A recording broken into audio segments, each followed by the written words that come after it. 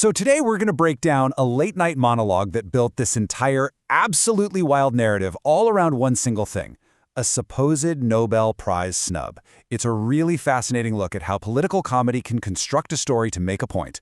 Let's dive in and see how they did it. The whole thing is built on this one deeply ironic idea. The host just hooks you right away, doesn't he? Suggesting a prize for peace could actually be the very reason we go to war. I mean, it's a bold way to start, and it immediately sets this satirical, critical tone for everything that's about to come. Okay, so how does the monologue even get us to a point where that opening line makes sense? Well, it all starts by framing this perceived snub for the Nobel Prize as the direct trigger for a major international threat. Let's look at how this first piece of the puzzle is put into place. So what's the supposed smoking gun here? Well, according to the monologue, it's this: an alleged text message sent from the president directly to the Norwegian Prime Minister. The text explicitly links not getting the Nobel Prize to this brand new demand for Greenland. You can see how this becomes the absolute foundation for the comedian's entire argument. And right here, this is the main comedic move the monologue makes over and over. You've got the alleged action on one side, and then the host's completely satirical spin on the other. By comparing the president to a real housewife or, Veruca Salt from Willy Wonka, the comedian reframes what could be a serious geopolitical issue as just a childish tantrum. It's all about using those pop culture references to paint the behavior as both petty and incredibly dangerous.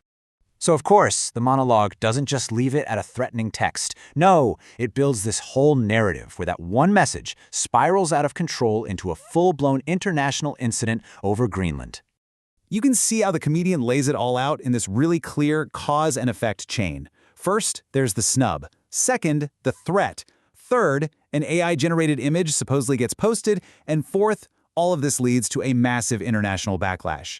Structuring it this way, step by step, makes this pretty incredible story feel logical and, super easy for the audience to follow along with. Now, to give the story a bit more weight, the monologue starts bringing in what it claims are private messages from other world leaders, like this supposed one from Francis Emmanuel Macron.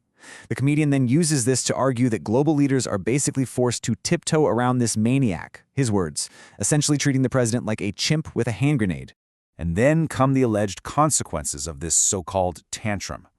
The monologue claims Danish troops had to be deployed, that huge protests erupted in Greenland, complete with these hats saying, "Make America go away," and that the whole controversy even tanked the U.S. stock market.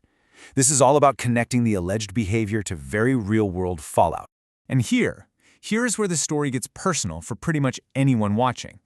By pointing to a specific 870-point drop in the Dow, the comedian isn't just telling a political story anymore. He's making the argument that this presidential fit is costing you, the viewer, thousands of dollars out of your retirement account. It makes a far-off international incident feel very, very real.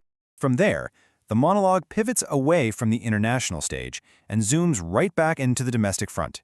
It uses the president's one-year anniversary press conference as a whole new treasure trove of material for its critique. And here, the comedian just breaks down these specific moments from the presser, one by one. Each action gets paired with a really sharp, satirical characterization. So throwing a book is framed as entitled behavior. Complaining about the Nobel Prize gets compared to ordering McNuggets. A comment about a murder victim is reframed as just being sad about losing a voter. And a claim about God is just dryly pointed out for, not landing the laugh it should have. Then, right in the middle of this press conference breakdown, the monologue drops this really startling detail. It mentions that the Pentagon was mobilizing soldiers for potential deployment to an American city, Minneapolis, and presents it as another alarming domestic issue happening at the exact same time. All right, for the final act, the monologue shifts gears into this rapid-fire montage of out-of-context presidential statements, which are presented as even more evidence of chaotic leadership. So the sequence just kicks off with quotes like this one. By throwing this string of unusual, contradictory, or just odd statements at you, one right after the other, the comedian creates this kind of dizzying, disorienting effect. It's almost meant to mirror the chaotic media environment that he's critiquing.